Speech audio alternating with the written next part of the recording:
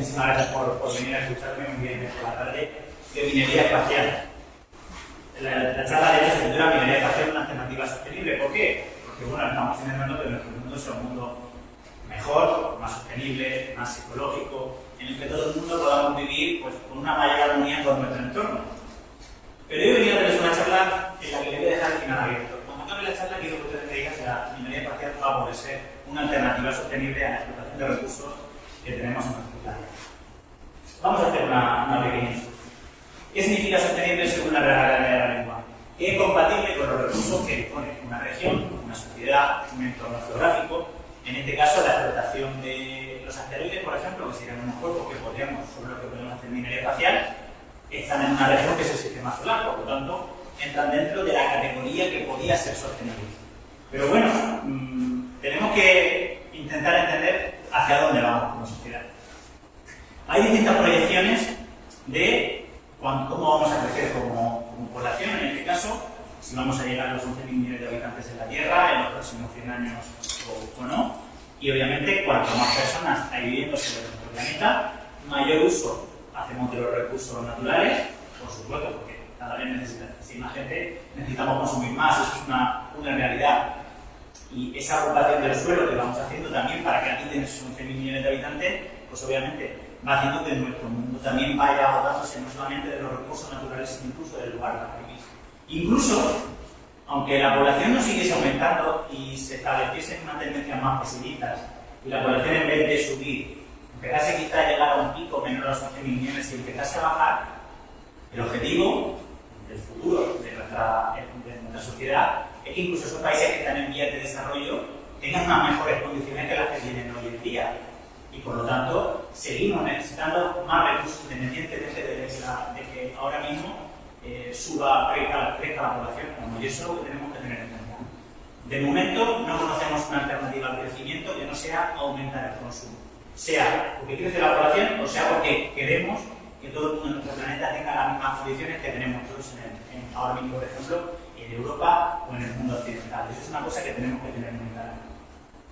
¿Pero qué pasa? Los recursos en nuestro planeta son limitados. Y son limitados hasta un punto que ocurren dos cosas.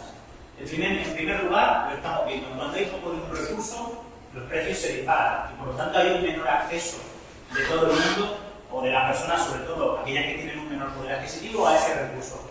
Ahora estamos viviendo una crisis energética. Una crisis quizá parecida a la que hubo en el año 73, en la cual el petróleo, por ejemplo, sube muchísimo. A consecuencia de eso sube el precio del refinado del petróleo y nuestros combustibles, lo que usamos el día a día, la gasolina o el diésel, cualquiera de esos derivados suben también de precio. Y eso crea un cuello de botella muy importante a la hora del consumo. Y bueno, tenemos otra serie de elementos, como los que forman los chips de nuestros ordenadores, los píxeles de nuestras pantallas, todos los sistemas electrónicos sobre los que nuestra sociedad moderna está construida y de los cuales pues tampoco hay recursos infinitos en nuestro planeta. Algunos incluso se encuentran en peligro de que las próximas 3, 4, 5 décadas se agoten. Y bueno, pues yo creo que es un problema muy importante y sobre el que debemos de empezar a hacer un énfasis. Si los recursos naturales se agotan y nosotros vamos a querer seguir viviendo en nuestro planeta, una de dos.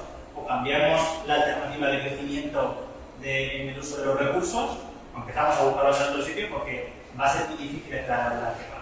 Obviamente esto es una visión muy pesimista. Afortunadamente, cada vez encontramos nuevos recursos, pero también cada vez cuesta más explotarlos y de nuevo nos encontramos ante una situación en la cual los precios suben mucho y se hacen inaccesibles para una parte de la población.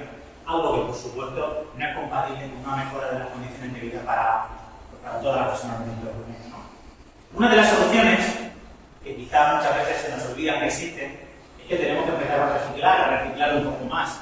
Hoy en día no lo hacemos porque reciclar sea imposible o sea una quimera.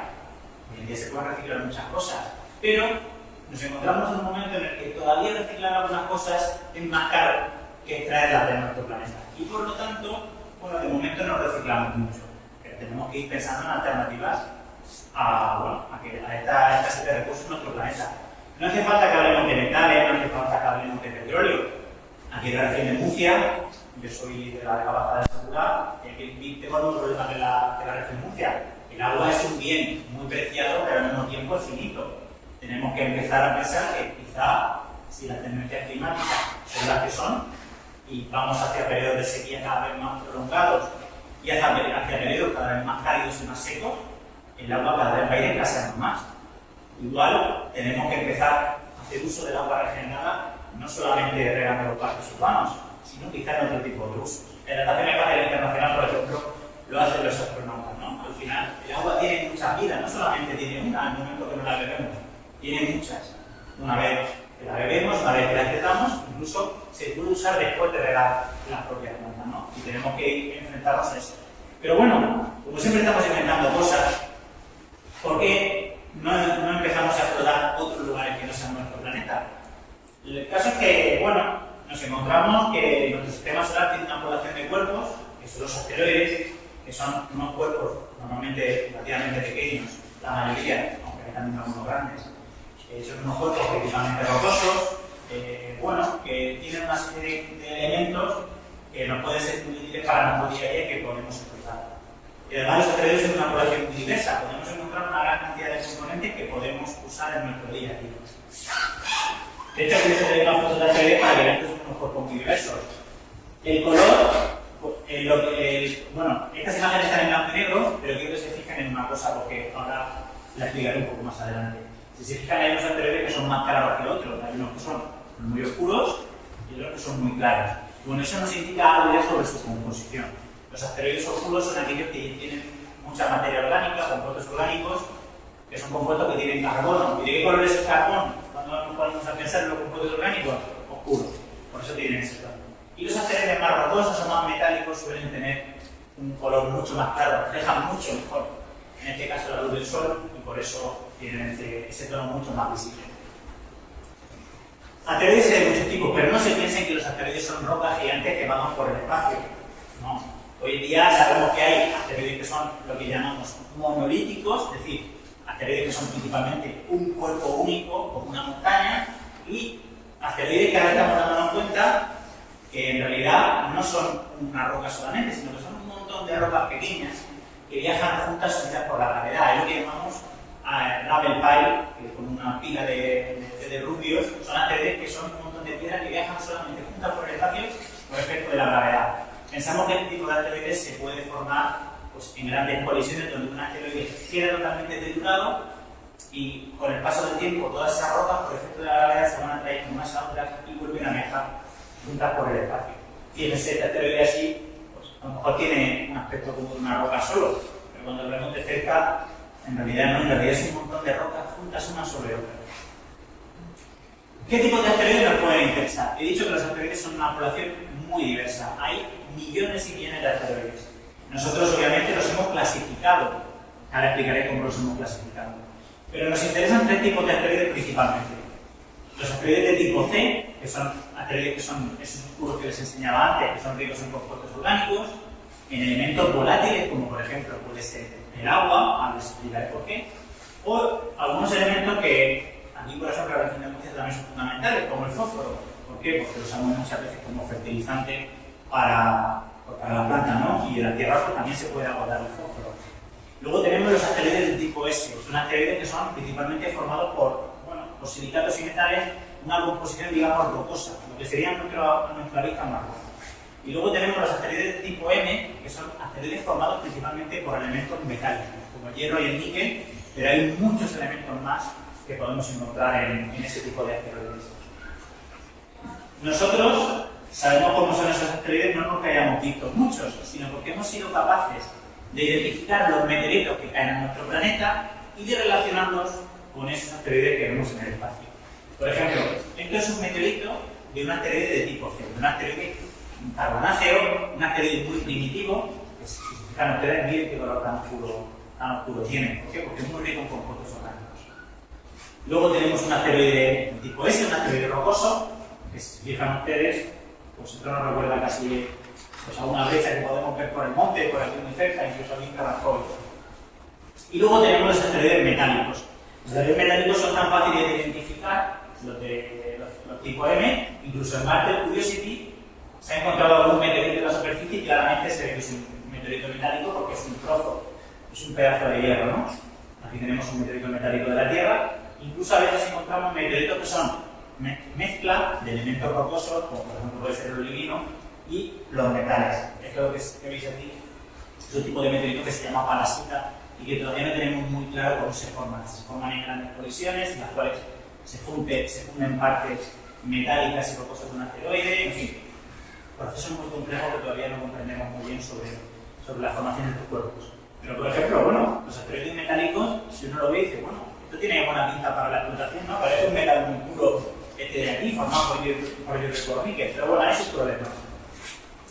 Nosotros lo que hemos hecho para poder asociar estos meteoritos que encontramos en nuestro planeta a los asteroides es ver qué tipo de luz reflejan y ver qué tipo de luz o qué tipo de luz refleja también los meteoritos que tenemos en nuestro planeta. Cuando comparamos esa luz que reflejan los asteroides con los meteoritos, somos capaces de clasificarlo y de saber más o menos ante qué tipo de asteroide estamos y qué tipo de recursos podría tener que fuesen de nuestro interés. Hoy en día, pues bueno, tenemos, por ejemplo, telescopios como Hubble o como James Webb, que tienen una gran definición a la hora de poder estudiar toda esta luz que reflejan, o en el caso de infrarrojo, incluso pueden llegar a emitir, y con eso poder intentar caracterizar y organizar todos los asteroides que vemos en nuestro sistema solar, o por lo menos en el entorno más cercano. Aquí la imagen no se ve muy bien. Este círculo de aquí es la órbita de Marte, este círculo de aquí es la órbita de Júpiter y este círculo de aquí es la órbita de la Tierra. Toda esta mancha que ven ustedes aquí, de puntitos, son algunos de los más de 200.000 asteroides que conocemos hoy en nuestro sistema solar. No es que haya 200.000 asteroides, es que hay millones, pero de momento no los conocemos todos porque la mayoría son muy pequeños. De hecho, esto es una distribución con respecto al tamaño, y bueno, asteroides de 1000 kilómetros, hay uno, que en realidad no es un asteroide, es un planeta enano que es que está en el cinturón de asteroides. Pero si nos fijamos en la distribución más pequeña, que es asteroides menores de 100 metros, probablemente tenemos ante la posibilidad de que en el sistema solar haya más de 100 millones de asteroides menores de 100 metros. Eso nos abre una puerta a una gran cantidad de recursos en el espacio realmente increíbles. ¿Qué pasa? Hasta ahora nos enfrentábamos a varios problemas para ir al espacio a recoger este tipo de cosas. Primero, que la tecnología todavía no está desarrollada, está empezando ahora a desarrollarse mucho mejor esa tecnología que nos permite identificar qué asteroides son los que queremos, y también tenemos que empezar a pensar con qué tecnología pensamos procesar ese material que se encuentra en el espacio. Pero sobre todo, había un problema económico, es decir, ir al espacio era muy caro. Fíjense ustedes que en los años 80, por cada kilo de material que quisiéramos subir al espacio, nos costaba en torno a unos $50.000, ahora unos 50.000 euros más o menos. Sin embargo, se planea que en los próximos años, en torno a los 200 euros, podamos subir un kilo de herramientas, de material del espacio, con lo cual podemos empezar a subir casi ya maquinaria o parte de maquinaria relativamente pesada al espacio por un coste exponencialmente menor al que lo era hace 30 o hace 40 años, ¿no? Y esto está cambiando muchísimo porque esta bajada de costes de acceso al espacio puede provocar una verdadera revolución de poder acceder al espacio, de poder empezar a llegar a sitios donde, por ejemplo, las agencias espaciales no tengan ningún interés, pero empresas privadas puedan tenerlo, y por lo tanto empezar a desarrollar con mucha mayor seriedad la minería espacial, ¿no? De hecho, hay países como, por ejemplo, Luxemburgo y Estados Unidos que están empezando a desarrollar legislaciones referentes a la minería espacial porque no quieren que nadie, en este caso, se les adelante. Bueno, aquí, por ejemplo, es una clasificación que hace, no sé por qué se me ha ido, no se ve quién lo hizo, que es una infografía de Visual Capitalist, en la cual vemos algunos de los asteroides más interesantes a nivel económico del sistema solar, pero para que se hagan una idea de las cantidades que estamos manejando, un asteroide de 1 kilómetro solamente de diámetro, de 1 kilómetro relativamente pequeño, podía contener una cantidad de hierro similar a toda la que hemos explotado a lo largo de la historia de la humanidad. O sea, imagínense ustedes el valor del que estamos hablando, ¿no? Y, por ejemplo, la concentración de determinados elementos en algunos asteroides, de elementos raros o relativamente raros en la corteza de nuestro planeta, que nosotros hacemos las minas, podría ser en algunos casos 20 veces superior a la que encontramos en la roca de nuestro planeta. Con lo cual, explotar esos elementos que son muy raros, pero que son necesarios para que nuestra sociedad moderna siga funcionando, en los asteroides podríamos extraerlos con muchísima más facilidad. De hecho, bueno, los móviles eran imposibles sin algunas de las tierras raras que usamos, los vehículos, la química, mucha química, sobre todo química farmacéutica, que a veces tiene que usar algunos elementos, aunque sea conociente, lo tiene que usar pues, de algunos de los más raros que hay, pero bueno, incluso también no se nos puede olvidar que hay elementos radiactivos que incluso es posible que encontremos en algunos de estos asteroides y que nos pueden servir pues, para otras cosas, para quimioterapia, por ejemplo, que también es muy importante, pero también podemos empezar a explorar otro recurso que muchas veces se nos olvida hablar de los asteroides, del agua. El agua en el espacio tiene varios usos. Uno, si hay misiones humanas, misiones tripuladas, para que los astronautas puedan beber y se pueda generar oxígeno a partir de esa agua. Pero con el oxígeno también se puede generar combustible para que las misiones espaciales puedan seguir funcionando en el espacio. A veces no le damos mucho interés a ese tipo de recursos, pero quizá el agua sería uno de los recursos más fáciles de explotar en algunos de los asteroides que se encuentran alrededor de la Tierra. De hecho, para algunos científicos están proponiendo, les he puesto un ejemplo de cómo se piensa, por ejemplo, explotar el agua en los asteroides. Hay asteroides que son realmente pequeños, que tienen 20-30 metros de diámetro. Bueno, pues muchos científicos están proponiendo lo siguiente, que seamos capaces de encerrar el asteroide como en una bolsa de plástico, a grandes rasgos, y que con una especie de lente o de plástico que sea capaz de concentrar la luz, la mandemos directamente hacia el asteroide, hagamos que suba tanto la temperatura y que con ese calor que se genera, el agua que está contenida en los minerales de ese asteroide se evapore y nosotros podamos recogerla. Esto es una técnica muy sencilla de explotación del agua en algunos asteroides, por ejemplo. Y se podría hacer de una manera muy sencilla y con un coste muy bajo, porque la tecnología que realmente se necesita para hacer esto, pues la Tierra la tenemos y sería muy pequeña y muy fácil de mandar al espacio. Como les decía antes, hay estos usos del agua en el espacio: el consumo humano, la fabricación de oxígeno, la fabricación de combustible para las misiones espaciales, y se me olvidaba uno. Cuando vayamos a Marte, seguramente en la década de 2030, si todo va bien, todavía no sabemos cómo vamos a ir, con qué nave, pero la dosis de radiación que vamos a recibir a lo largo del viaje, porque el viaje se hace relativamente lento para ahorrar combustible, la dosis de radiación es relativamente alta. ¿Cómo podemos ayudar a los astronautas mejor de la radiación? Bueno, pues algunos científicos proponen que ese aislamiento que se debería usar para aislar a los astronautas tiene que ser una pared de agua que absorbe muy bien esas partículas de alta energía y por lo tanto recibirían un impacto mucho menor de esas partículas y por lo tanto una menor exposición y una menor probabilidad de desarrollar cáncer a lo largo de su vida. Y ese agua podríamos extraerla directamente de los asteroides, no habría que subirla de la Tierra hacia el espacio y del espacio hacia Marte, ¿no? Con el coste que eso conlleva y la dificultad de terminar. Antes les decía que hay asteroides que tienen una concentración 20 veces superior de algunos elementos a la que hay en la corteza terrestre. Y bueno, si la Tierra está formada por los mismos elementos que los asteroides, porque son la ley de la formación del sistema solar, ¿por qué en nuestro planeta no hay tantos elementos de los que necesitamos? Bueno, pues esto se explica de una manera muy sencilla. La Tierra, cuando se formó pues, por una serie de impactos entre cuerpos, poco a poco fue creciendo, pero al principio esa energía que se generó por parte de las colisiones provocó que la Tierra hubiese estado fundido. La Tierra era lo que llamamos un océano de magma, estaba completamente fundida. ¿Qué ocurre? Los elementos que a nosotros hoy en día nos interesan, que muchos son elementos siderófilos, es decir, que van en el grupo del hierro y están relacionados con el hierro, se hundieron hacia el fondo. La mayoría. Luego, hay otro tipo de elementos que se llaman calcófilos, que están en el grupo del azufre, relacionados con el azufre, y también se hundieron en parte.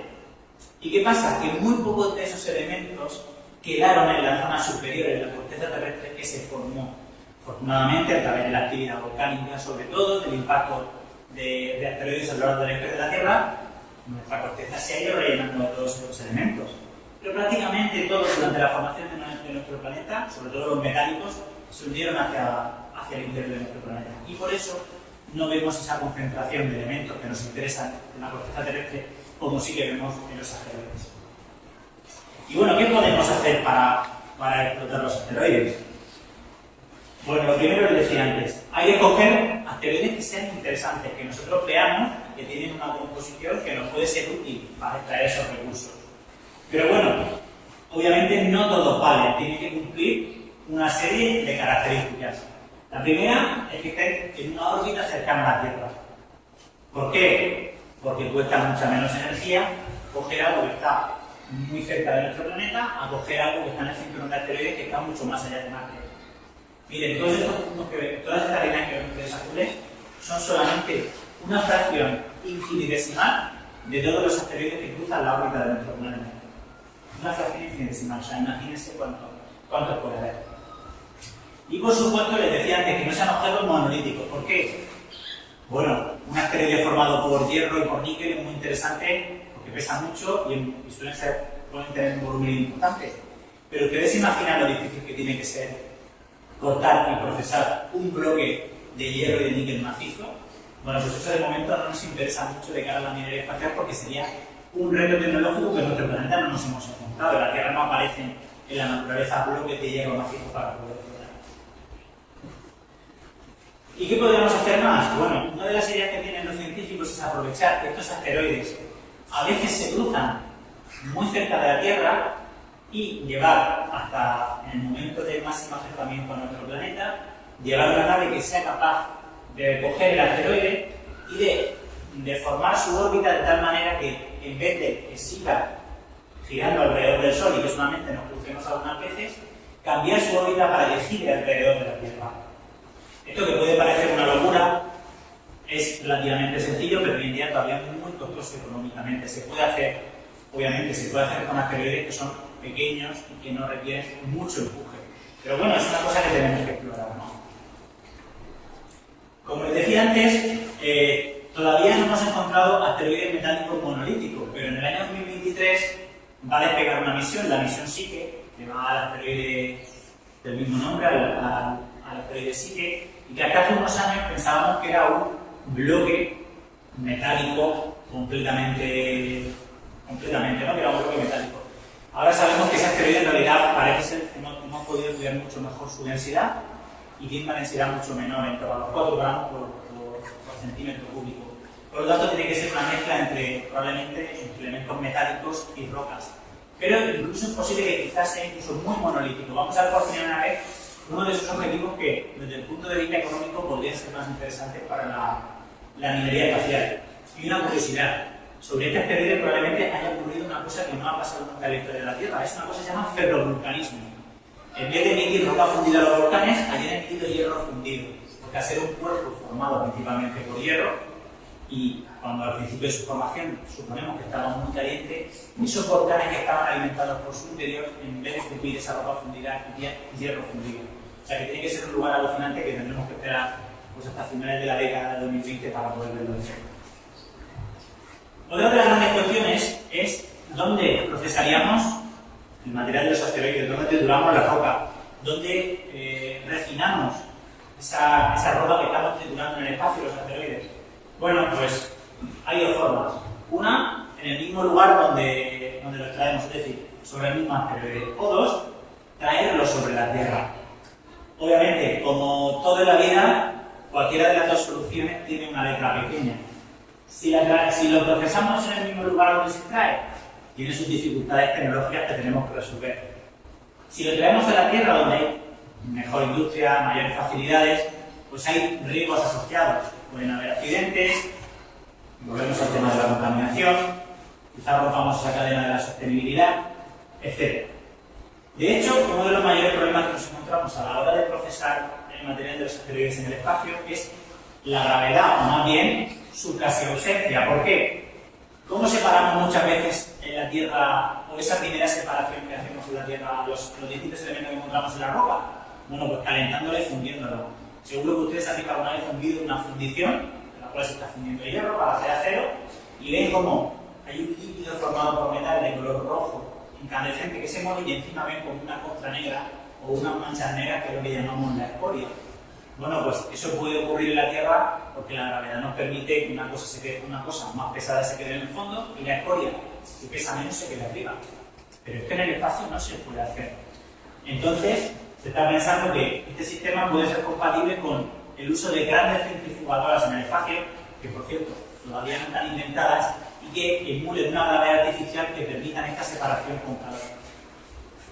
Es muy difícil. También en la Tierra separamos por flotación, es decir, tenemos distintos líquidos, no el agua, sino con distintas densidades que nos permiten separar aquellos minerales que tienen la densidad que nosotros queremos y flotan en una parte o en otra de la columna de ese líquido. ¿Eso en el espacio? Pues de nuevo tenemos el problema de que también es muy difícil de hacer porque la gravedad, por supuesto, o la microgravedad en ese caso, no daría para tanto. ¿Qué soluciones tenemos también? Aparte de traer a la Tierra, bueno, podríamos crear una industria lunar, yo sé que es una situación de ficción, pero bueno, quizá no estemos a tantas décadas, quizá estamos a 2 décadas solamente de poder ver eso. Crear una industria lunar que hay una gravedad mucho más importante y donde ahí sí que podamos hacer la separación, o de nuevo traer todos estos elementos a la Tierra. Como les decía, esa es la tercera alternativa, ¿no? Hay una gravedad que no es tan grande como la de la Tierra, porque la Luna es mucho más pequeña, que permite hacer esos procesos de separación mucho mejor. Luego, hay una ventaja que desde la Luna lanzar algo al espacio es mucho más económico, precisamente porque la gravedad es menor que la de la Tierra, y por supuesto, no hay necesidad de traer todo el material de un asteroide a la Tierra, porque imagínense que empezamos a traer toneladas y toneladas de asteroides a la Tierra para procesar ese material y sacar lo que queremos. ¿Qué hacemos con todos esos desechos? ¿Dónde los echamos? Si viene del espacio, ¿vamos a volver a lanzarlos al espacio? Bueno, pues parece que eso no es una alternativa viable hoy en día. De los grandes problemas que nos encontramos a la hora de hablar de minería espacial es si vamos hacia una nueva fiebre del oro. Yo creo que todo el mundo alguna vez ha visto un Werther, una película de Werther, en la cual ve a los mineros bateando el oro en el río y cómo se peleaban por esa parcela que nos parecía más o menos oro, donde había corrupción, donde había pues, gente que intentaba aprovecharse y el primero que llegaba se quedaba con esa explotación minera, o bueno, no ni siquiera había explotación minera, se quedaba con esa zona, algo así como el primero que llega, el primero que se lo queda, ¿no? Y es un problema porque la legislación no puede quedarse, y digo en este caso la legislación a nivel internacional, porque el espacio está fuera de la Tierra, no hay frontera, tenemos que establecer un marco regulatorio que sea capaz de protegernos a nosotros, pero también el espacio. No podemos convertir el espacio en un vertedero de la Tierra, ¿no? o solamente en un sitio que vayamos a ocultar. Por eso hay que dejar muy claro por lo menos 3 cuestiones. ¿A quién pertenecen los recursos que hay en el espacio? Es decir, en este caso, ahora mismo, los asteroides. Hay que resolver cuestiones de seguridad espacial, porque pueden haber accidentes y hay que establecer muy bien hasta dónde podemos llegar. ¿Podemos dejar esos asteroides cerca de la Tierra, en órbita alrededor de la Tierra o no?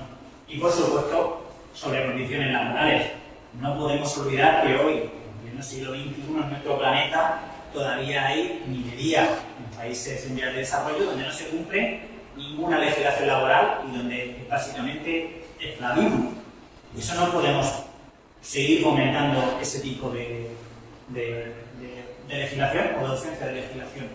Porque obviamente, dentro por muy mal que hagamos las cosas, tenemos que intentar ir hacia un mundo mejor, no hacia un mundo peor, ¿no? Y tenemos que aprender de todos esos errores que hemos tenido en el pasado. Al final, la seguridad tiene que ser un objetivo fundamental. Como les decía, tenemos que proteger la Tierra de que nos pueda caer cualquier asteroide que hayamos calculado para extraer sus recursos. Ya no solamente para que nos caiga el asteroide de nosotros, sino para que cualquier desecho de ese asteroide no empiece a golpear satélites en órbita baja, estaciones espaciales, o que pueda suponer un peligro para los seres humanos y para nuestro planeta. De nuevo, no podemos permitir que en el espacio no haya una legislación laboral que permita la explotación de los seres humanos en el espacio.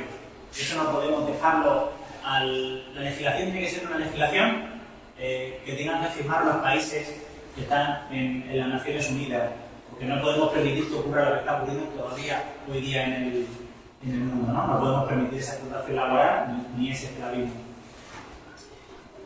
Yo no sé si después de todo lo que les he contado, les puede parecer que la minería espacial es una panacea, o todo lo contrario. Como todo en el mundo, la minería espacial tiene sus ventajas y tiene sus inconvenientes.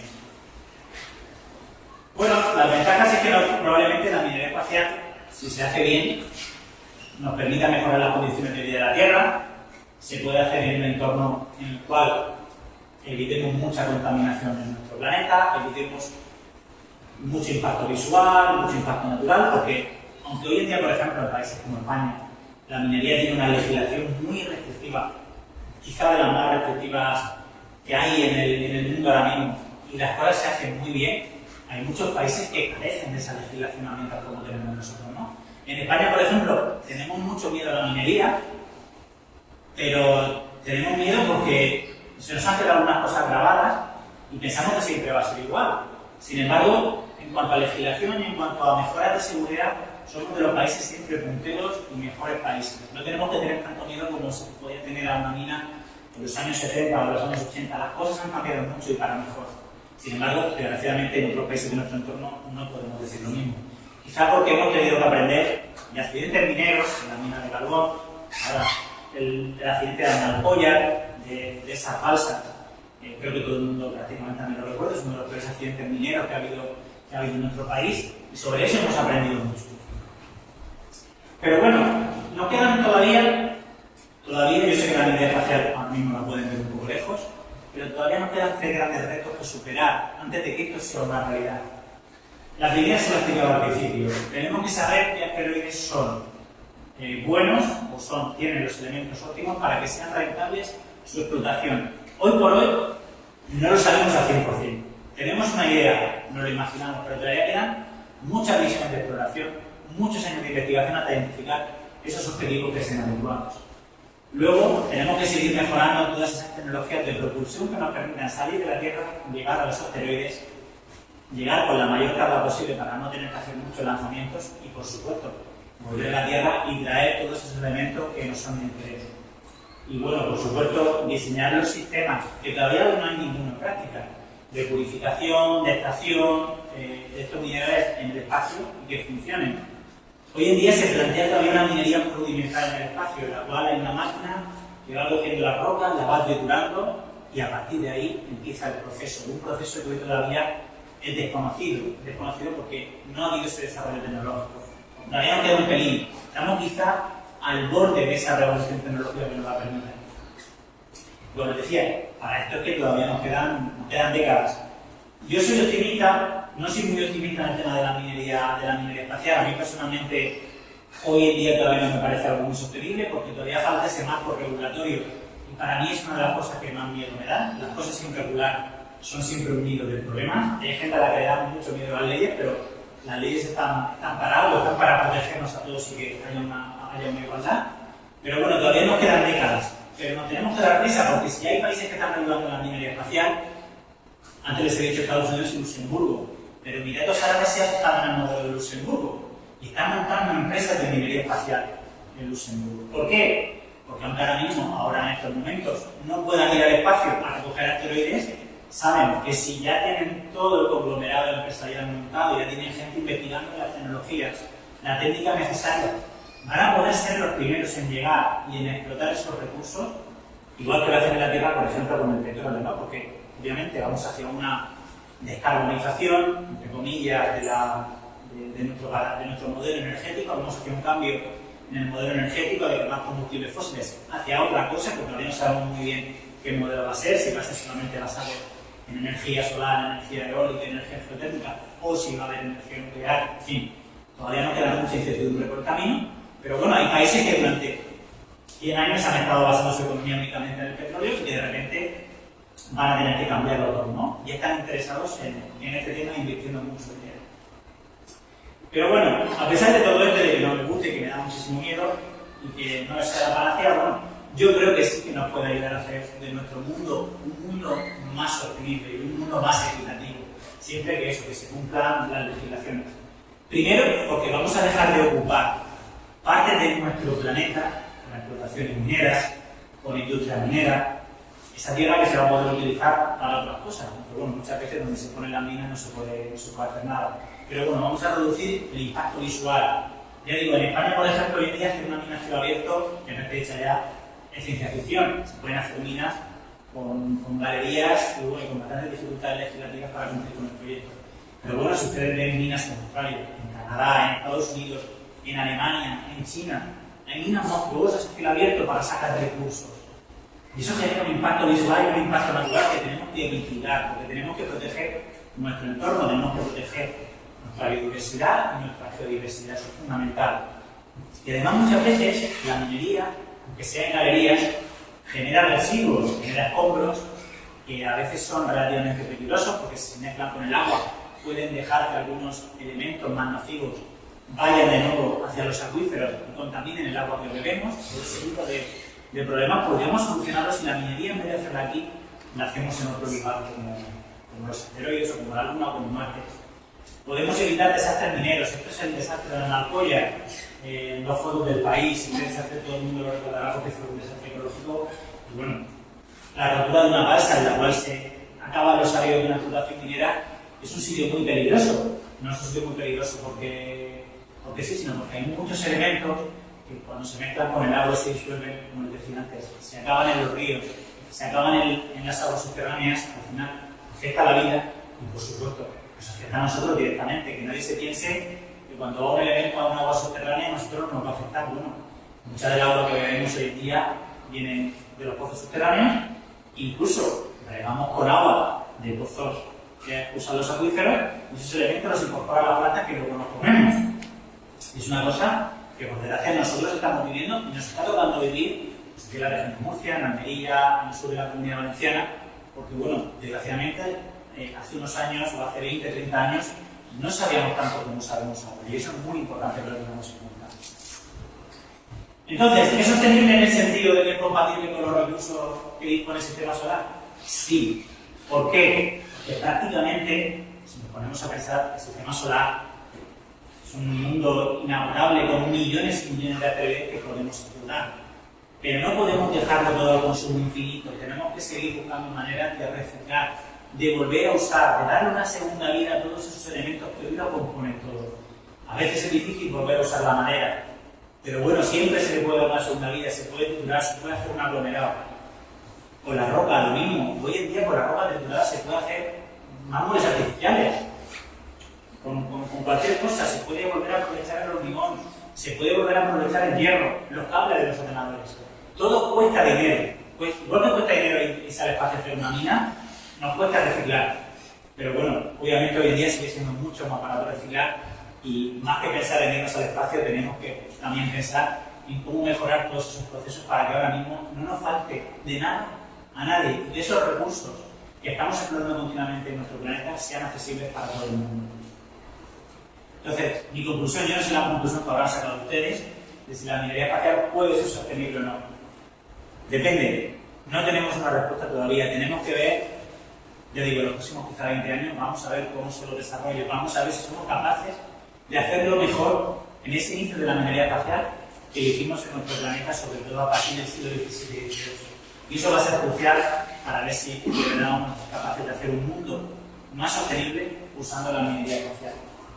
Y bueno, nos queda un largo camino todavía, pero quizá esto sea una revolución de acceso a los elementos naturales y que por fin todo el mundo en nuestro planeta pueda tener pues, la capacidad de poder usar, porque los materiales tienen un precio asequible, de poder tener las mismas comodidades que tenemos hoy en Occidente.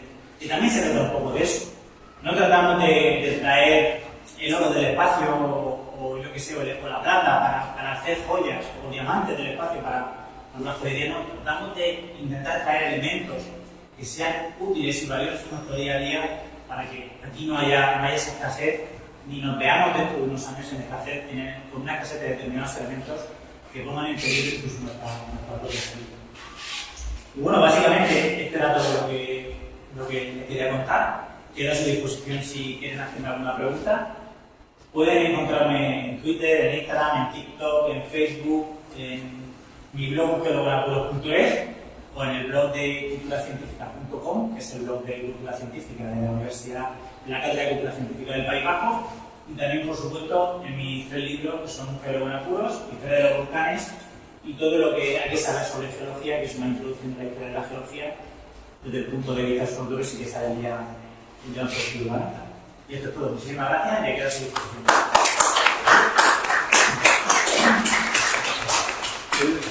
Muchísimas gracias por su... Dale a la diapositiva anterior que... Así, Gracias. Muchísimas gracias, primero por la charla. Estupenda.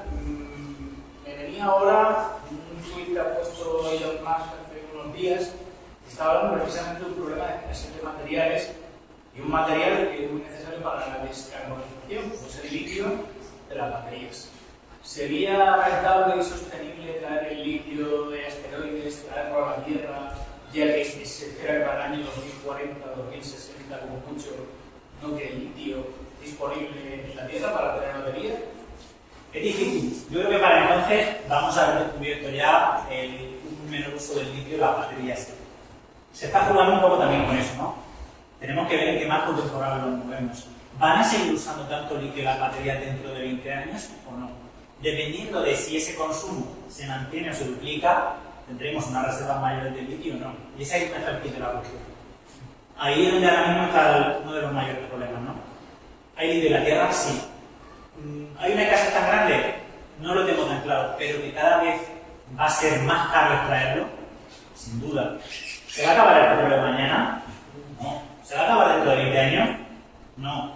¿Dentro de 20 años costará más extraerlo que hoy en día? Sí, ¿por qué? Porque lo primero que intentamos cuando intentamos extraer un recurso natural, primero lo intentamos hacer de los que es más fácil. Y luego vamos a los sitios más difíciles, y eso supone un aumento de los costes. Y ahí es donde vamos a tener que jugar. Por ejemplo, el hierro nunca se va a acabar en la Tierra porque el núcleo terrestre está lleno de hierro, pero ahí no se puede coger el hierro. Entonces, hay que jugar con esas dos visiones y sobre todo, dentro de 20 años, ¿las baterías van a seguir tomando la misma cantidad de litio o van a llevar menos? Porque también, afortunadamente, hay mucha investigación sobre todas las partes que integran una batería, porque no solamente está el litio, está el cobalto, está el cobre, bueno, todos esos elementos también están en riesgo de acabarse. Y se está intentando ver cómo se pueden hacer con los ánodos, los cátodos, los cables, todo, con la menor cantidad posible de esos materiales, ¿no? O incluyendo otros materiales que reduzcan en mucho esa cantidad. Es difícil, ¿eh? Ahí tenemos un problema. Yo no sé tampoco si el mercado de coches eléctricos va a aumentar tanto, porque ahora mismo un coche eléctrico es muy caro para una persona de clase media en España, por ejemplo. O sea, si uno tiene una familia, no se va a comprar un Citroën Ami, por ejemplo, que es de lo más barato, ¿no? Tiene 2 plazas y de aquella manera necesita un coche familiar, y un coche familiar hoy en día, incluso un coche eléctrico normal, es muy caro, supera mucho la barrera de los 20.000 euros. Entonces, no me da tanto miedo porque sé que ahora mismo no tenemos ese acceso ni siquiera en un país como España tan fácil a ese tipo de vehículos. Entonces, la fabricación se sigue aumentando, pero yo no creo que vaya a suponer ya una escasez. Y confío en que haya avances significativos que reduzcan esa cantidad de litio. Ahora mismo tenemos en España un proyecto para abrir una mina de litio, que nos dejaría un poco independientes de minas de litio, por ejemplo, de Australia, de Latinoamérica. Es una mina de litio, creo que es cerca de Salamanca, que tiene una cantidad de litio bastante importante. Si finalmente se aprueba, de Burgos, en Salamanca hay otra cosa. Y si se aprueba esa mina, pues vamos a tener cierta independencia, por ejemplo, para la fabricación de la batería, porque si no recuerdo mal, creo que la Comunidad Valenciana va a haber una fábrica de baterías eléctricas. Pero claro, no podemos depender. Creo que ya lo sabíamos, pero bueno, yo creo que la crisis de Ucrania nos ha puesto de manifiesto cuál es nuestra dependencia del mundo entero en cuanto a materias primas. No hay que vivir en una autarquía como vivíamos hace 50 años, pero bueno, si tenemos recursos estratégicos, tenemos que por lo menos saber lo que tenemos por si en algún momento nos interesa explotarlo. Siempre, obviamente, con el mayor de los respetos al medio ambiente y al entorno. La mina, por ejemplo, de la que hablo de litio, está creo muy cerca de Burgos. Querían hacer una mina a cielo abierto. Eso bajo la legislación española no va a ocurrir bajo ningún concepto. Pero bueno, se está intentando que la mina sea a cielo cerrado, es decir, con galerías, como se ha hecho la minería más tradicional aquí en España, para que no haya ningún impacto visual. Y eso es importante que lo tengamos en cuenta. Así que veremos a ver los próximos 10 años si tenemos una mina de litio y si España también se postula a esa electrificación a través de la fabricación de baterías, y no solamente de baterías, sino de paneles solares, aerogeneradores, en fin. Todo eso que nos permite esa revolución. Pues también el error ha sido mío dando por hecho que el coche eléctrico va a ser realmente el superviviente de todo este proceso de cambio y de carbono. Yo creo que va a ser superviviente, pero ¿qué está pasando hoy en España? Estamos viendo la tendencia que es coches nuevos se siguen vendiendo, pero ¿qué coches se están vendiendo ahora más? Coches de segunda mano, porque no podemos comprar coches de primera mano y menos coches eléctricos. De hecho, el coche eléctrico también se compra mucho de segunda mano, porque ¿quién va a comprarse ahí un coche de 60.000 euros? Un coche de 40.000 euros. Pues es que lo ponemos muy difícil, ¿eh? Tienes que tener casa, comer, trabajar y comprar un coche de 40.000 euros. Un coche de 40.000 euros para mí es caro.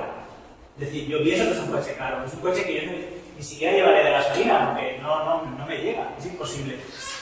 ¿Cómo vamos a pensar que eso va a llegar, va a tener esa permeabilidad tan grande hacia abajo? Y no solamente ahí, sino los vehículos de carretera, camiones, autobuses, transportes en general, ¿no? Ahí también tiene que haber una revolución. Y sobre todo, siempre hablamos mal de los coches, pero hoy que pedimos tantas cosas al exterior, compramos en China, compramos en Taiwán, tal. Uno de los mayores contaminantes de nuestro planeta con diferencia es precisamente el transporte marítimo. Ahí también tiene que haber una revolución eléctrica, quizá mucho mayor que la que hay ahora mismo en los vehículos convencionales, porque es una auténtica barbaridad. De hecho, para que se hagan una idea, si ustedes miran una imagen de satélite en la cual se ve los gases de los coches, en este caso, o de las emisiones de monóxido de carbono, de azufre y tal, se ven perfectamente las líneas de las vías marítimas, porque emiten tanto que cuando pasa el satélite todavía se ve esa concentración que van dejando los barcos por las vías marítimas. Es algo realmente alucinante que cuando uno mira una ciudad como Madrid o Barcelona y dice, bueno, aquí se ve la mancha porque obviamente hay muchos vehículos en movimiento, pero cuando uno mira el mar dice, aquí también se contamina y nunca lo tenemos en cuenta a la hora de la revolución eléctrica. Eso también es algo de muy común. ¿Alguna pregunta? Quería preguntarme si no me acuerdo de lo que has dicho, los asteroides estaban formados por fragmentos de otros asteroides. Sí, los de pila de fondos. Quería saber si se había descubierto si tenían núcleo sólido que esté rodeado de los fragmentos.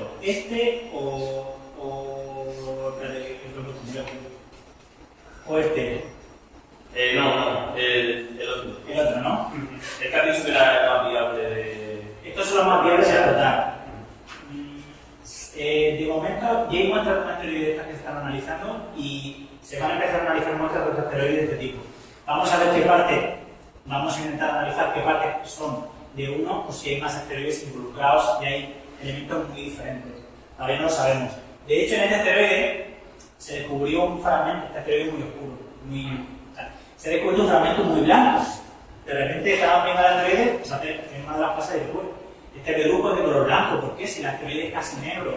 Bueno, porque saben que ese fragmento no viene de ahí, viene de otro asteroide. Pero esto no tiene ningún núcleo. Estos son solamente como si cogiéramos una bolsa de piedras y vamos por la calle. Es la bolsa de piedra, las piedras van juntas porque las llevamos dentro de una bolsa. Bueno, pues aquí la bolsa es la gravedad, lo mantiene unidos, pero no están pegados, viajan juntos. De hecho, si nosotros tuviésemos fuerza, fuésemos Superman, lo atravesaríamos totalmente. Pero porque la mayoría del espacio que hay dentro son poros, es poroso. Es casi como una esponja de asteroide. Es algo muy raro. Yo sé que cuesta, pero es como si tiráramos una casa. Bueno, pues lo que queda de la casa es el asteroide. Entonces sería sencillísimo flotarlo. Este es mucho más Está sencillo. ya fragmentado, ¿no? Claro, además que tienes que meterlo en teoría a la trituradora, ir haciendo el polvo y a partir de ahí ya sacar lo que te interesa.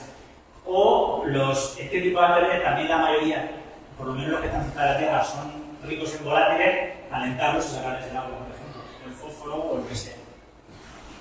Estos son los más económicos, desde luego. Yo, lo que son de hierro monolítico, yo no sé cómo se puede explotar. De eso en la Tierra no tenemos tecnología ni siquiera para explotarlo aquí. Es una cosa clara, imaginaos.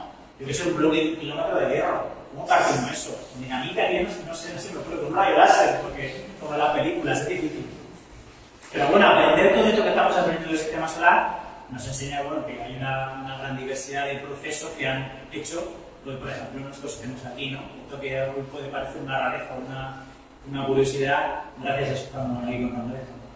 Has hablado también de asteroides orgánicos. Están compuestos de compuestos orgánicos. El del universo está lleno de compuestos orgánicos, de azúcares, pues por ejemplo, un ejemplo de ese compuesto orgánico. Los compuestos orgánicos sencillos se forman automáticamente en la naturaleza. En la nebulosa que hay alrededor de las estrellas, pues están encontrando cada vez más y más compuestos orgánicos. Compuesto orgánico no significa que esté relacionado con la vida, sino que tiene carbono como átomo fundamental, como su estructura. Y estamos encontrando una cantidad de elementos orgánicos, pero realmente, bueno, hay una lista que creo que tiene 50 o 60 elementos compuestos diferentes orgánicos ya encontrados en el universo. Por eso cuando hace 2 semanas se la noticia, el Perseverance descubre elementos compuestos orgánicos en Marte. No le da noticia y dice, esto he encontrado, eso no es mi noticia, ya. Los compuestos orgánicos hay en todos los sitios.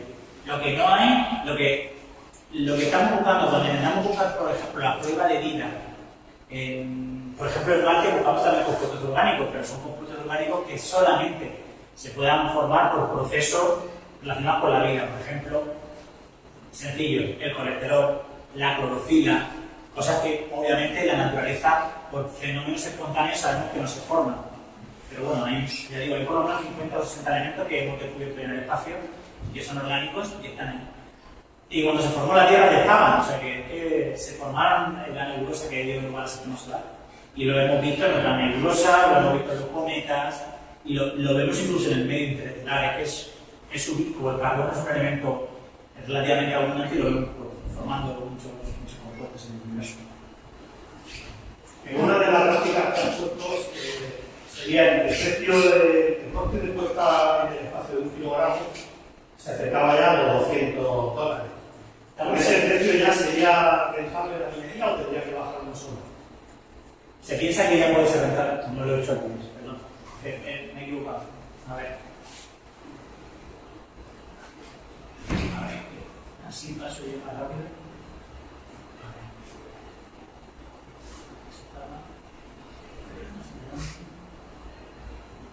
Aquí está, aquí, ¿no? Sí. Aquí se piensa que ya es rentable. $200 el kilo, pues eso. Eso es bueno. Eso es que nosotros podemos ir a lanzar satélites, porque hoy en día satélites así de pequeña, pues que sean para estamos al principio, la estar sin escala de pruebas, esto es la estimación, bueno, ahora mismo estamos en esta franja de aquí, pero esta Navidad están pruebas. De hecho, ahora mismo acaban de mover uno de los cohetes de prueba hacia la rampa de lanzamiento hace un rato. Y estamos aquí. Si se llega a esto va a ser rentable, pero es que antes, por ejemplo, la Universidad de cuesta 6 o 7 mil euros mandar un satélite a la órbita, de los pequeños, de los normales, pero es que por 200 euros me pueden lanzar un satélite, es que cualquiera puede hacer un satélite lanzado, porque además hoy en día las herramientas cabecean relativamente, entre comillas, fácil y sencillo y tal, o son modulares, casi cualquiera puede tener su propio satélite en el espacio, es muy económico. Pues para la minería igual, porque además, si esta nave realmente es capaz de poner en órbita esa capacidad que dice que tiene, y además de que puedan recortarla a su vez en órbita para poder llegar más lejos, va a ser muy rentable. Porque estamos hablando de que se supone que hay asteroides que tienen billones de euros en recursos, billones. Ya digo, si un asteroide de 1 kilómetro puede haber todo el hierro que se ha usado en la historia de la Tierra, que se ha explotado en la Tierra, pues yo me imagino elementos del grupo del platino, el rodio, que en la Tierra hay muy poco, porque se ha hundido todo al núcleo terrestre. Es que estamos hablando de cifras, quizás no billonarias, estamos hablando de cifras trillonarias, que yo no sé lo que es eso. No sé lo que es un billón, que sé lo que es un trillón. Decía que una fuente de procesamiento del mineral sería utilizar una base mineral. En ese caso, el regolito lunar no sería un problema, y más cuando aumentas el tráfico de naves levantando todo ese fondo. El regolito en la Luna siempre va a ser un problema, porque primero porque se mete en todos los sitios, la fracción más fina es un problemón, la electricidad estática, la contaminación a la hora de respirar, daña los sistemas electrónicos, pero bueno, están también intentando ver cómo aplanar, cómo hacer mucho mejor toda la superficie que hay alrededor de la base, un tipo de compactación para que eso no ocurra, porque si tenemos una base de aterrizajes y lanzamientos, Claro. la colsadera que se levanta allí es tremenda, y el regolito es peligroso. El regolito sabemos que es peligroso por eso, la generación de electricidad estática, que puede romper los componentes electrónicos porque acaban metiéndose por todos los sitios, porque es realmente fino. Una de las cosas que pasa en la Luna es que estamos acostumbrados a ver los cráteres grandes, ¿no?, de la Luna, pero en la Luna hay cráteres a todas las escalas. Hay cráteres microscópicos. ¿Qué pasa? Durante 4.500 millones de años, tanto bombardeo de micrometeorito, al final te acaba haciendo el polvo también microscópico. cuanto más pequeño es, más facilidad tienes de entrar. Y el regolito es un problema. Pero bueno, están estudiando muchas maneras de poder compactar y de poder hacer regiones en las que no se levanta tanto el polvo. Ahora, pero luego no tanto. De hecho, en España hay gente que se dedica a la arquitectura espacial. Hay un grupo de investigadores de los de varios proyectos que, por ejemplo, tratamos a Jesús Martínez Frías, que se dedican a la arquitectura espacial. Y no es una cosa rara, es que hay gente que se dedica a eso hoy en la realidad. Sí, suena todo muy futurista, pero a lo mejor el futuro está más cerca de lo que pensamos.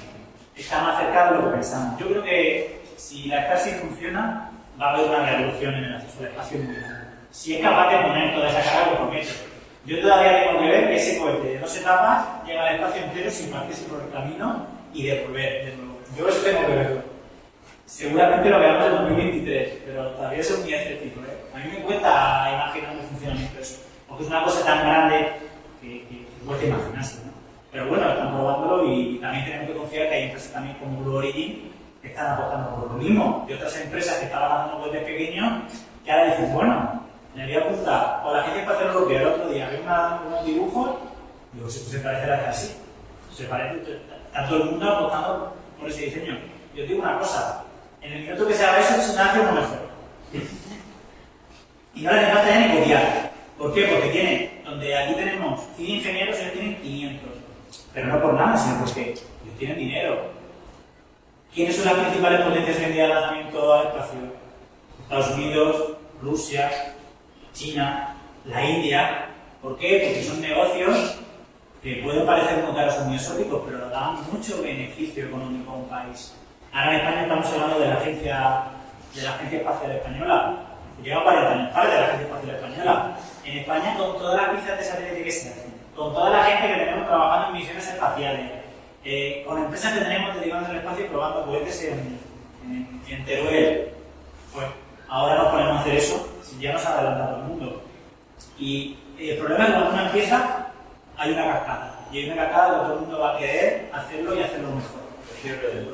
La fiebre del oro. Y va a ocurrir con los lanzamientos. Y todo el mundo va a querer hacer el lanzamiento más barato. Y eso, yo creo que vamos a verlo muy pronto. Hablaba también relacionado con este tema sobre sostenibilidad.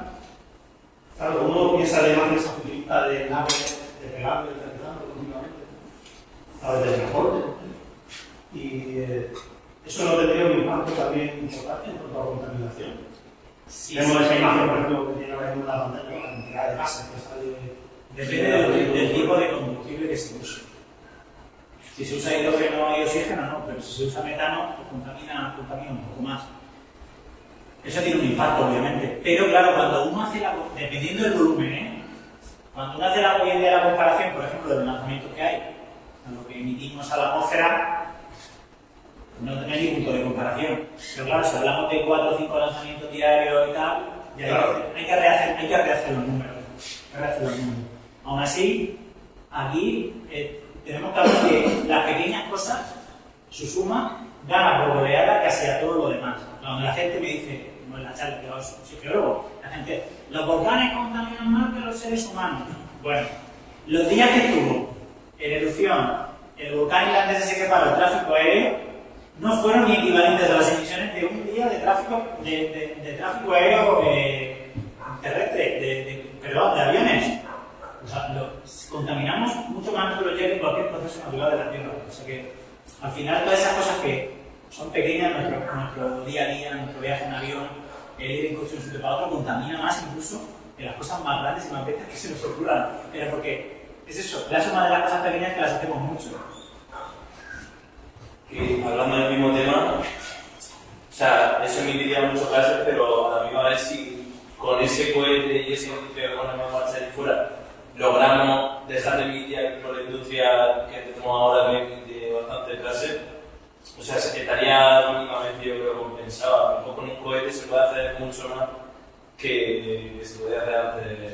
Esa es, precisamente la minería espacial va de eso, de reducir el impacto en la Tierra.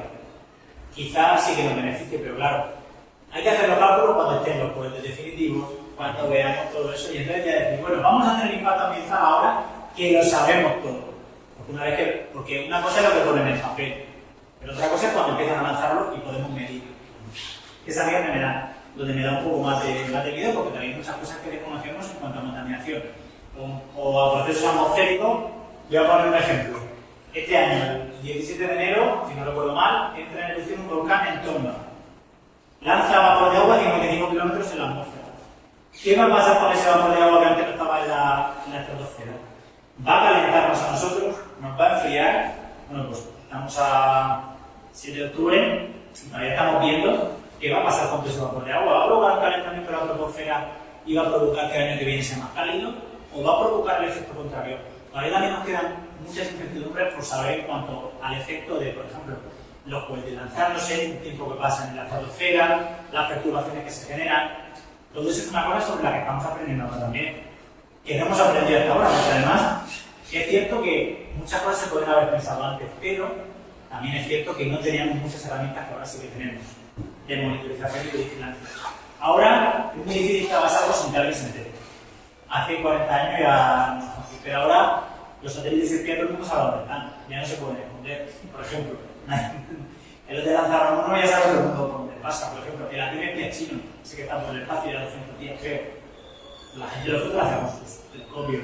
Entonces, gracias a las herramientas de monitorización y las que son públicas, de satélites que están en el espacio, somos capaces también de medir muchas más cosas de la atmósfera y saber la influencia. Pero claro, hasta que no empiecen a lanzarse estas cosas monstruosas, no vamos a tener una imagen real. Y esto también me da un poco de miedo porque hay una incertidumbre que todavía no manejamos muy bien. Y ¿habría alternativas a la minería espacial? ¿Se hablaban de reciclaje? Pero si queremos que haya un desarrollo en la línea en la que estamos, ¿sería suficiente con reciclar? Probablemente. Lo que pasa es que no somos conscientes del volumen de basura que hemos generado.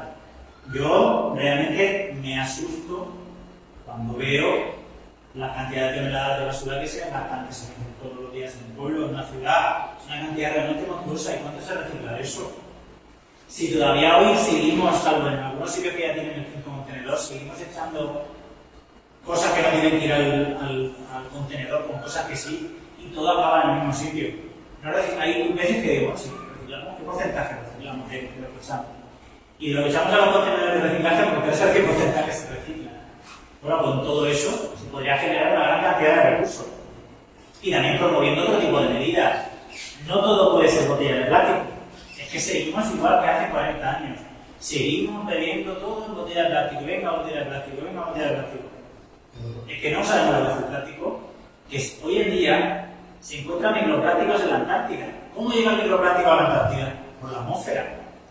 Yo lo pienso y digo, bueno, me queda nada porque los microplásticos sí que sabemos que tienen un impacto sobre la salud humana. Bueno, pues se llevaba hasta allí, imaginar lo que estamos respirando en una ciudad, ¿no? Y eso es una cosa que tenemos que tener en cuenta. Bueno, pues si fuésemos capaces de aprovechar toda esa basura, en vez de convertirla en escombros y en rellenar agujeros. Claro, pero cuando hablamos de esa basura que generamos en grandes cantidades, pero cuando hablamos de las tierras raras, que son indispensables, la industria electrónica, es que ya de por sí son raras porque son escasas. Entonces, si seguimos con un desarrollo y pretendemos que la población mundial, como tú decías, tenga acceso a los mismos recursos, a lo mejor, aunque reciclemos, faltaría. Yo creo que no, porque me gustaría que algún día, si tenéis oportunidad, vierais dónde acaban nuestros móviles, dónde acaban nuestros ordenadores, dónde acaban todas esas cosas. No acaban en un centro de reciclaje, acaban en un basurero, en un país que no vemos. Y eso a mí me parece durísimo, porque donde acaba la electrónica nuestra, no acaba en un centro donde se tritura y saca los elementos, acaba en un sitio donde como mucho se puede sacar el cobre o el oro, quemándolo, además quemándolo y emitiendo la atmósfera. Bueno, y esa gente perdió una calidad de vida porque se tragan todos esos vapores. Y eso a mí me ha hecho reflexionar mucho, porque yo decía, bueno, tampoco algo se reciclará. No, cortando la basura. Acaba todo, pero acaba en sitios donde el problema es que hay mucha basura, también hay muchos rayos en donde acaba porque es vertedero, pero hay mucha otra que no la vemos. Y esa es la preocupante, que esa es la basura electrónica. Impresoras, ordenadores, tal. Una empresa de aquí se la lleva y dice, no se recicla. Y luego si le pones un GPS ve que acaba en África, en algunos países. Te vas con una cámara y ves que allí están quemando la impresora para sacar el poco cobre o el poco oro que lleve. Yo he visto a gente disolviendo placas solar para sacar el oro, disolviendo. No se me ocurre pocas cosas más tóxicas, directamente bebérselo, porque es que no se me ocurre otra cosa más tóxica. Y eso lo hacen. O sea, imagínate la cantidad de recursos que pueden haber ahí, no solamente de oro y de cobre, quizás es lo más valioso porque sale más cantidad, la cantidad si pudieran masacrar eso sí, e intentar darle una personalidad a todos los elementos que hay dentro, separándolo. Cuesta dinero. Eso sí que no lo puede negar nadie. Reciclar es caro, más caro hoy en día que extraer. Pero llegará un momento en el que reciclar no va a ser tan caro como extraer porque va a haber mucho menos recursos fáciles para extraer. Y es ahí donde está ese balance. Y entonces igual no tenemos que ir a los vertederos a sacar para hacer móviles. Porque va a haber mucha gente que requiera móviles, el precio va a estar aquí. Y nadie va a poder comprar esos teléfonos móviles. Si os parece, lo dejamos aquí. Si queréis hablar ya, que vamos saliendo, podemos seguir un poquito con el debate. Pero a mí me parece muy interesante lo planteado aquí. Me quedo con una reflexión, si me lo permite, y es que yo creo que es aplicar los conceptos que ahora mismo tenemos sobre todo de reciclaje y consumo de proximidad, y por eso también la minería espacial sería un consumo de proximidad, es decir, usar los cuerpos más cercanos para poder obtener los recursos necesarios que no disponemos en la Tierra por nuestros viajes espaciales, y a partir de ahí ir evolucionando. Obviamente, y otro día lo hablaba contigo en la radio, hay un pozo de gravedad que es la Tierra, y subir y bajar cosas de aquí es un follón que si lo podemos evitar y tener nuestros objetos directamente ya en la órbita, nos ahorramos mucha contaminación y facilitamos que cuidemos nuestro medio ambiente y nuestra sostenibilidad. Creo que por ahí van los tiros, que habrá mucho que desarrollar. También esperemos a ver impactos, como que algunos de vosotros conocerá la serie Spans, ¿verdad? Claro. Que al final va también un poquito de todo esto. ¿Qué pasará cuando la minería se expanda por el sistema solar y la gente de los asteroides diga, oye, estamos oprimidos porque somos la clase trabajadora, mientras que lo que... Claro, al final de los conflictos, a mí me recuerda a conflictos sindicales graves, ¿no? Porque hay gente que está explotada, están en FEDES, y entonces cuando se hizo la serie se les haga un asteroide rocoso. No es un asteroide rocoso, es un cuerpo de hielo, y es curioso, ¿no? Porque realmente no es tanta ciencia ficción eso. Se ocurre bien en la Tierra, solamente que ahí lo vemos en el espacio y digamos, como son gente que viene del espacio, no pasa más. Vamos a hablar de los problemas allá donde vayamos nosotros, y yo creo que eso es una serie que es de ciencia ficción muy realista en ese término. Yo creo que al final no va a pasar. Al final habrá una clase que trabaja sobre los asteroides, una clase media acomodada en las cúpulas de Marte y una clase rica en la Tierra probablemente. Muy probable que veamos algún cambio sustancial en donde vivimos. Y es, a lo mejor para eso quedan 100 años, pero que 100 años se pasan volando. Se pasan muy rápido 100 años.